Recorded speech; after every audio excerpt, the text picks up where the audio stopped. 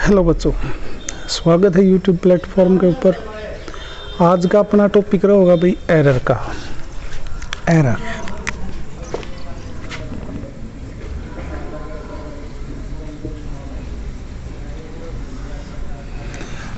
क्या होता है भाई?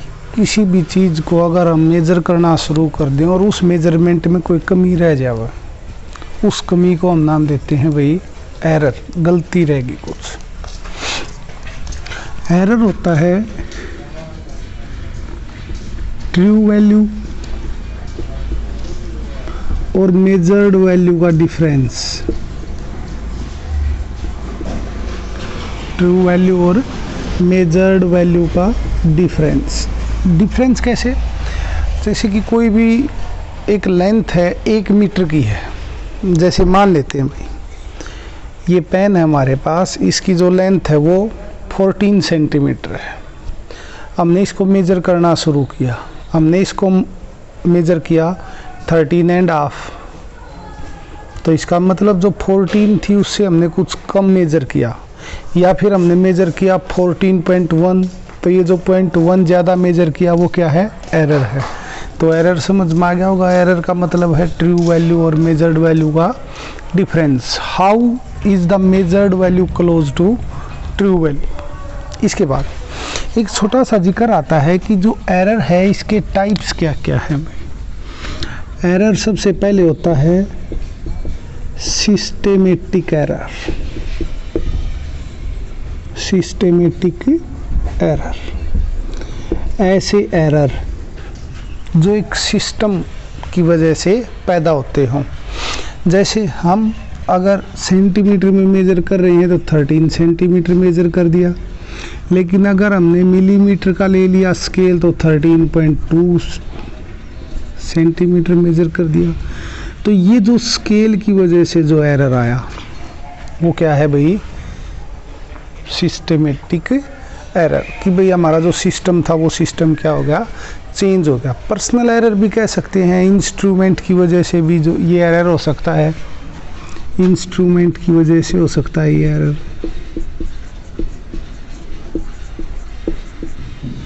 ठीक है।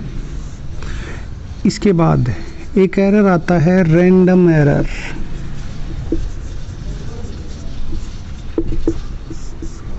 एक ऐसा एरर जो रिपीटेड प्रोसेस की वजह से अपने आप पैदा हो जाए। जैसे किसी एक इसको हम खुद मेजर करना शुरू कर दें तो कभी 13.5, कभी 13.6, कभी 14, कभी 14.1। इस तरह से एक ही सेम क्वांटिटी को अगर हम मेजर करना शुरू कर दें और उसकी जो मेजरमेंट है वो अलग अलग आए, तो उस तरह के एरर को हम नाम देते हैं रैंडम एरर। इस रैंडम एरर को हम चेंज नहीं कर सकते भाई, कम नहीं कर सकते, ख़त्म नहीं कर सकते। ये एरर तो आएगा भाई। तो इसका एक ही तरीका है कि जब भी इस एरर का जिक्र हो तो ट्रू वैल्यू ले लो, सारी मेजर्ड वैल्यू का मीन, इनका मीन निकाल के क्या ले लो भाई? ट्रू वैल्यू ले लो उसकी। ये जो एरर है वो इंस्ट्रूमेंट तो है ही है, फिजिकल क्वांटिटीज जो चेंज हो जाती हैं। जैसे आपने देखा होगा भाई कि जो खंभे के ऊपर बिजली का तार है वो अगर सर्दियाँ में हम देखा तो थोड़ा टाइट मिलेगा, लेकिन गर्मियाँ में बिल्कुल लटक जावा है। यानी कि हीट हुई, टेम्परेचर बढ़ा, हीट पैदा हुई, उस हीट से जो वायर है वो क्या होगी? एक्सपेंड होगी, फैलेगी, और उस फैलने की वजह से क्या हुआ? वो तार नीचे की तरफ लटक गया। तो अगर हम गर्मियाँ में इसकी रीडिंग लेवाएंगे तो ज़्यादा मिलेगी तार की, सर्दियाँ में रीडिंग लेवाएंगे तो कम मिलेगी भाई। उसके बाद एक लास्ट एरर बचता है भाई हमारा ग्रॉस एरर।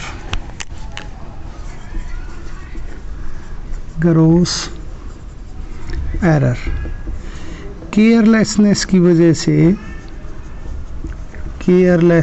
वजह से जो एरर पैदा होता है उस एरर को हम नाम देते हैं ग्रॉस एरर।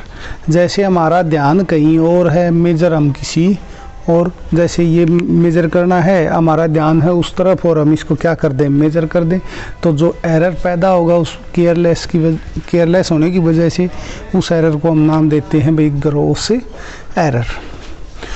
कुछ एरर और भी हैं भाई, जैसे एब्सोल्यूट एरर। एब्सोल्यूट एरर एक ऐसा एरर जो हमारी मेजरमेंट के दौरान पैदा होता है, और जो ये एरर हमने पढ़ा है ना भाई, true value minus measured value, इसको हम नाम देते हैं भाई एब्सोल्यूट एरर।